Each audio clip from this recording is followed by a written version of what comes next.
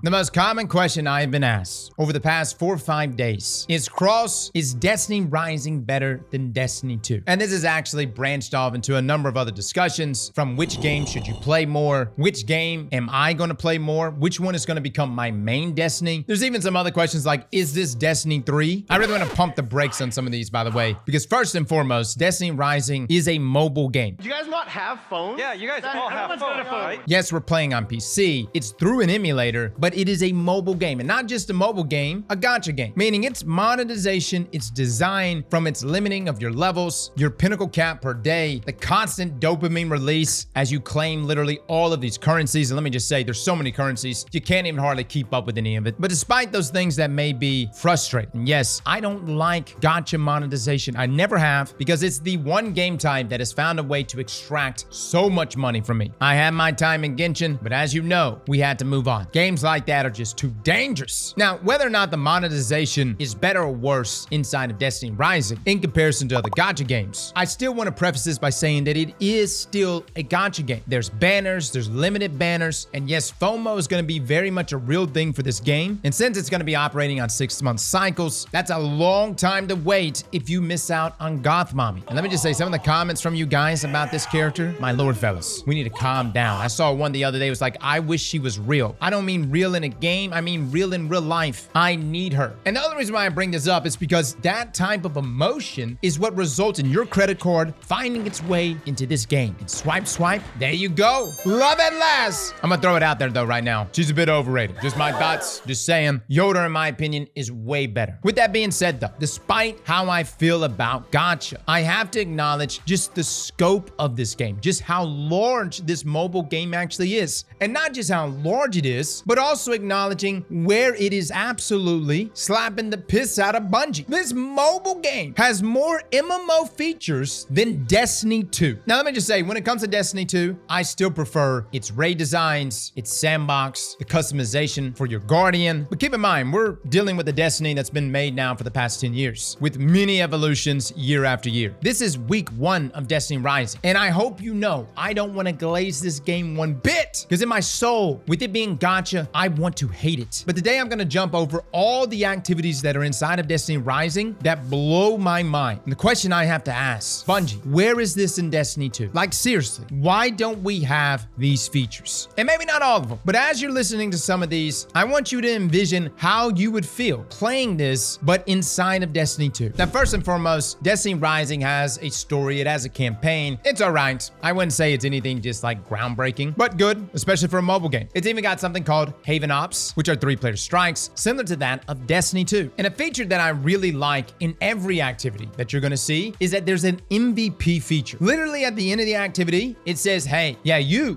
did the best. And everybody on the team has to acknowledge you. And I really like that. Haven Ops is gonna continue to scale as we get into in-game. And yes, it's even gonna have leaderboards. But this little MVP feature at the end of every one of these activities is incredible. It gives you this entire breakdown of your damage versus combatants, or damage versus bosses. It also shows how much you heal and how much damage you've taken. And somehow, some way, this all equates to who it is that becomes MVP. Regardless though, it's a way to flex, and it's also a way to just measure yourself against your peers. And I think this is really important. I've seen games really lean away from this with crazy reasoning like, hey, we don't want you to feel like you didn't contribute by not being MVP. The hell? It's a video game, for crying out loud. I'm not looking for participation medals. I'm looking to flex. I want to say, hey, Les, I am substantially better. And don't take it from me. Right here on this readout says Aztecross 69 is MVP. MVP again.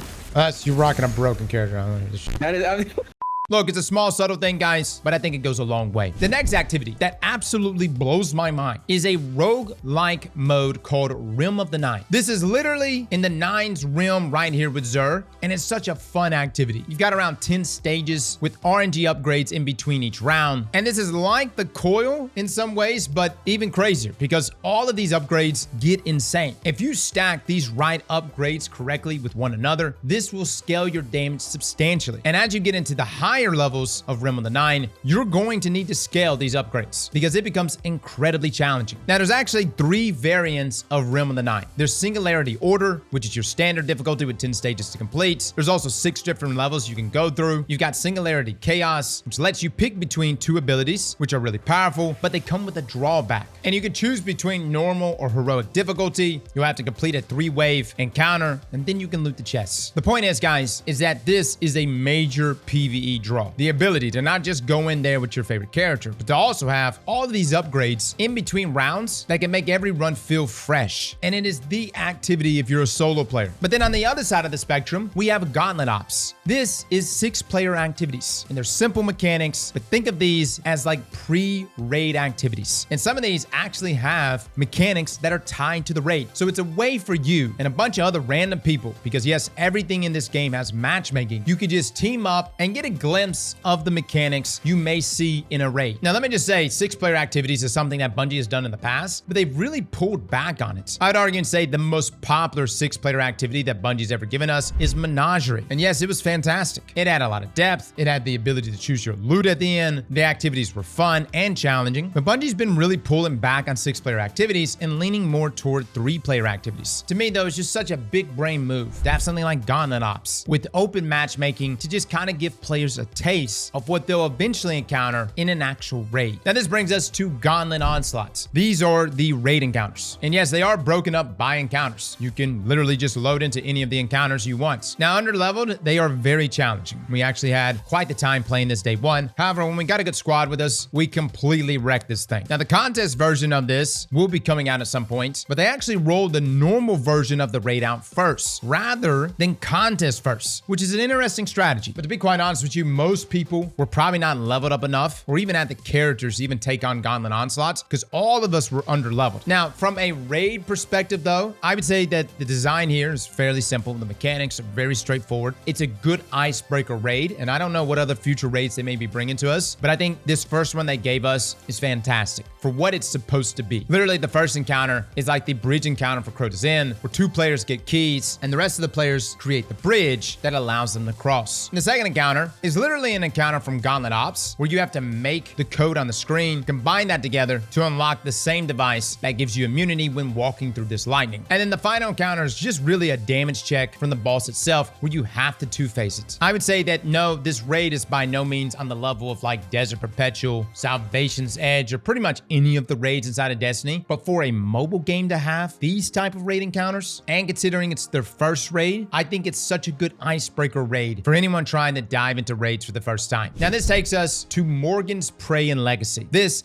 is a 3-player material farm activity that allows you to choose the types of rewards based on a few options. So for Morgan's Prey, I had Enhancement Prisms or Glimmer. Now, it has somewhat of a roguelike system in itself, as each round you can pick different enemy modifiers, which ups the difficulty. And get this, the Legacy version lets you focus for relic enhancement materials. Now, this mode is like Gambit, but only PvE. Not necessarily the most engaging activity, but what I really like about this is that this activity is like, hey, you need to farm materials? Then this is the activity for you. Now, speaking of Gambit, this takes us to Shifting Gates. Somehow, some way, Destiny Rising has created not just a Gambit mode, but a substantially better Gambit mode than anything we have ever gotten inside of Destiny 2. Instead of 2 teams of 3 facing off on the same static maps, Shifting Gates says, hey, how about we just give you a huge map next to another map, next to another map, all connected through these Vex doors with teleporters that can launch you around. And instead of 2 teams of 3, we'll kick it up a notch. 6 teams of 3. Guys, I cannot express just how fun this actually is. This isn't just Gambit 2.0. It's Gambit completely reimagined. Yes, you run in there, you kill ads, you dunk motes, but then there's like these cards that you can load out, which can allow enemies that you kill to drop even more motes. There's even these other cards that give you enhancements. You'll have these bosses that spawn up on the map, which will ping all the teams up. And so there's like this moment of chaos and consolidation where you and all these teams are trying to kill these bosses while also trying to kill each other. It's madness, but at the same time, so much fun. This is the version of Gambit that we need inside of Destiny. And we know that Gambit is getting some sort of rework coming Renegades. But let me just say, guys, if it's not a rework on this level, if Bungie just comes out and says, hey, here's a map, or here's some tiered loot associated with the same game mode you've been playing since Forsaken, fellas, it's not gonna hit, man. This Shifting Gate mode is arguably the best game mode inside of Destiny Rising. Rising. They have went a completely different direction here with Gambit, and hot damn is it popped off for them. Now, if you're just wanting to play PvP, yes, there is a PvP mode called Iron Bar. It's only present over the weekend, but let me just say, guys, I'm not a big fan of PvP inside of Destiny Rising. It's chaotic, it's mayhem. Where shifting gates is also chaotic, it's strategic because you've got the PvE element alongside it. Iron Bar is literally just, hey, what hero can I use that can spam their abilities the most? And that's essentially it. Gunplay is there, but it's very much just an ability spam inside of Iron Bar. Now, this brings us into the MMO features that really set Destiny Rising apart from Destiny 2. And let's start with dueling. And no, I'm not talking about actually dueling other people in a 1v1, although that would be pretty cool. I'm talking about card dueling. Jermaine, aka Drifter, will introduce you to Gwent, or in this case, Destiny's version of Gwent. You see, as you're doing all the different activities inside of Destiny Rising, there are chances that cards can drop for you. Most notably, the raid yesterday, Gauntlet Onslaught, dropped me this exotic card. And then you can take that card and add it to your deck. And then you can take that deck and challenge NPCs around the tower. But get this, there's an entire matchmaking mode where you can play other players, taking your deck that you've earned and facing off against theirs. And to top it all off, you can even get mythic drops from this activity. Now, I'm not sure if you can get exotics. And again, the way the tiers work in this game is you got your legendary weapons, and then above them, you have your mythic weapons, which are like legendaries, but with like better tiered perks. And then above that is your exotics. Mythic weapons, though, are very good, and in some cases can probably even be better than certain exotics. But the point is that you can get this from playing this card game. And fellas, the card game is good. That's what blows my mind with this. It's actually a good card game. I find myself playing match after match of it, and it's a little like RPG features like this, with the music playing in the background, the kind of chill strategic elements of it. It's just something else to do alongside all the different activities we could do. Speaking of other activities, fishing. Yes, you can fish in this game, and let me just say, you can get a lot of items from fishing. There's actually an entire reward track tied to fishing, and the fish have rarities. You can get crazy tier 4 and tier 5 fish, which can net you a ton of resources. What I really like about the fishing here is that while you're chilling in Haven, this being the social area, and you're just doing your own thing, if someone catches a high tier fish, it literally will say right there, so-and-so caught whatever fish. Look, it's an MMO thing. I mean, am I gonna call out Bob Cross 69 and say, wow, what an incredible fish you just got? Maybe, maybe not, but I guess it depends on the fish. The point is that there's an entire reward track and tier system when it comes to your fishing rods, your baits, and what you can catch. This is yet another MMO element. But this brings us to a feature that we knew was gonna be in this game, and I don't really know how much people are gonna play it, but Sparrow Racing is in Destiny Rising. Now, if you remember way back in Destiny 1, we had something called Sparrow Racing League. Bungie did it, everybody had a pretty good time, they got the rewards. Sparrow Racing in Destiny Rising is a limited time event, but it's got a really cool track. You've got boosts, you've got shoots that you can go through, you can net yourself great rewards from this as well. I think what hurts about Sparrow Racing is that we've had this before, and it's been something that's been requested multiple times over the years that just seems to never happen. But yeah, it exists here in Destiny Rising, which brings us to the feature that I love the most. The Wolf Den. This is a feature I've been asking for inside of Destiny 2 since 2014. Actual clan housing. I get so many people in the stream too that will say things like, what is the point of this? Why would I ever need a house for my clan? And all I can say is, guys, you must have never played a true MMORPG. Most big MMOs have some sort of clan housing feature. And Destiny Rising has taken their clan housing feature and went beyond what I thought they were originally going to do. You see, originally I thought they were going to give us this area, this plot of land. We had this hangar, you could upgrade it, and that was essentially it. But it goes way beyond that. So you have your own clan currency that you can acquire within the activities of the clan itself. And that currency can be used to unlock different zones. You can even use it to buy materials. And what I really love about this entire tile set that you see in front of you is that it's so interactive. For instance, there's these bosses in this area that you can go challenge either by yourself, or you can hit this button that will assemble your pack, and you guys can go do damage to this boss. And upon beating this boss and doing the full 100% damage, you'll further upgrade and unlock this tile set even further. I've heard time and time again that clan features don't have a major return on investment. And I just gotta ask, who the hell is quantifying this? Social features keeps players engaged, and it keeps them social. It keeps them working together. That engagement is good, especially in a world where Bungie's really trying to drive engagement inside of Destiny 2. Farming Caldera, in my opinion, is a poor form of engagement farming, but features like Wolf Den, clan housing, the ability to upgrade this space even further. Imagine if we had a system like this inside of Destiny 2, where maybe we unlock an entire tower that us and our clan could build, customize, and even farm materials tutorials around Destiny to further improve. These are the things, in my opinion, that truly drive engagement. And not just engagement, but it also allows people to create a connection here, which, as you know, my time in RuneScape was really important. I would have quit RuneScape way before Evolution of Combat, but it was my clan that kept me around. And that was because we had something called the Citadel in RuneScape, and dude, we were farming that thing like mad because we wanted to have the sexiest Citadel in the game. Destiny 2 players that have only played Destiny 2. You may think that this is a feature that shouldn't be in the game, but I can promise you, it is a feature you would love, and we desperately need it. Now, a couple of other features inside of Destiny Rising that really surprised me, that kind of aid in this. There's like this bonfire where you and your teammates can go chill out and relax. Some of you are like, Cross, it's a video game, it's not a real fire. Whatever, bro. It's real enough for me. Another feature that's really cool that ties into your wolf den and your pack. If you're going into an activity and you happen to have one of your clanmates also going into that activity, it will automatically pair you together, which is really cool. I don't know how they made this feature work, but if you happen to be loading, say, into a strike, and your clanmate happens to be loading into a strike at the same time, going for matchmaking, it'll prioritize your clanmates first and pair you together so that you could do that activity, even if you have not teamed up or joined a fire team manually. That's such a beautiful feature, guys. Another thing that's really cool is weapon reviews. And I'm not talking about weapon reviews right here on the YouTube channel. I'm talking about in-game weapon reviews. If there is a particular role that just dropped for you and you're curious to know if it's good, guess what? People can write reviews of that weapon and comment under that role. Now, originally I thought it didn't show you the random roles, but big shout out here to Slothy for showing me this. Yes, it does. You can actually go into the individual weapon and look at all the traits on that weapon. Fellas, do you understand what we're saying here? You don't have to leave the game or go to a third-party website to check weapon roles. And listen, I'm not saying that I don't like LightGG or I don't like D2 Foundry. I think those are great resources, but it's a resource outside of the game. And the fact that you have the ability to see not only all the traits of a weapon, but even individual peer reviews of certain traits, and they can even upvote certain perks so you know whether or not this is a really good perk, at least based on the reviews of the community. This is an amazing feature. And the final feature I want to mention that I can't believe Destiny Rising is the first to do: animated emblems. Now, we have a lot of great emblems inside of Destiny 2, but they're all static. But Destiny Rising in its contest mode raid emblem is animated. And as you know, guys, emblems are the big craze inside of Destiny. Folks were literally paying carry services and cheaters to take their accounts through the Desert Perpetual raid just so that they can show off that emblem. And when I say people were paying for this, I'm talking like $400 or $500 a person. It's honestly nuts. And let me just say, those people all got banned, including the cheaters themselves, but the cheaters don't care. They'll do it on another fresh account. They're just there to make money. Regardless though, it's crazy to me that the first animated emblem, which I figured would have been in Destiny, is here in Destiny Rising. It's honestly mind-blowing. And again, like I said at the beginning of this video, I don't really like Destiny Rising. I don't like that it's a mobile game. I don't really care that it's gacha. I'm not a fan of these systems. I don't like that it's not natively on PC or natively on consoles. But at the same time, I have to acknowledge where Destiny Rising is absolutely dominating Destiny 2. It seems like NetEase has a better understanding of MMO features than Bungie themselves. And I've said this in the past about Bungie for so long. They make too many activities that are short-term. They add features in the game that are only there for a little bit, and then they take them out. Hence fishing at one time. They completely ignore game modes like Gambit for years and years, and they also completely ignore social features. With the most we have gotten here recently was a commendation system which no one cares about. Now, am I gonna play Destiny Rising over Destiny 2? Probably not. I'm not a fan of gacha. I know the long-term commitments that entails, and I'm also a gameplay junkie. I like the build crafting too much inside of Destiny 2. But hot damn does it frustrate me that all of these features, which is staring us right in the face, and we've been talking about things like this for years, is having to be implemented by an entirely different development studio. Bungie, I urge you to take notes. Put the ego aside, put the talk aside of whether or not this or that has enough return on investment, and look at these MMO features that are present in the mobile version of your game and start picking from the top which ones you should add. I said this the other day on the podcast, and I'll say it again. The greatest return on investment you can get is a happy player base. That right there has exponential growth. Bungie, you gotta start leaning into that more. Well, guys, that's it. That's all I have to say. Let me know in the comments below what you think. Fellas and ladies, thank you all for coming and watching. And as always, Slap that like button like your mama told you right.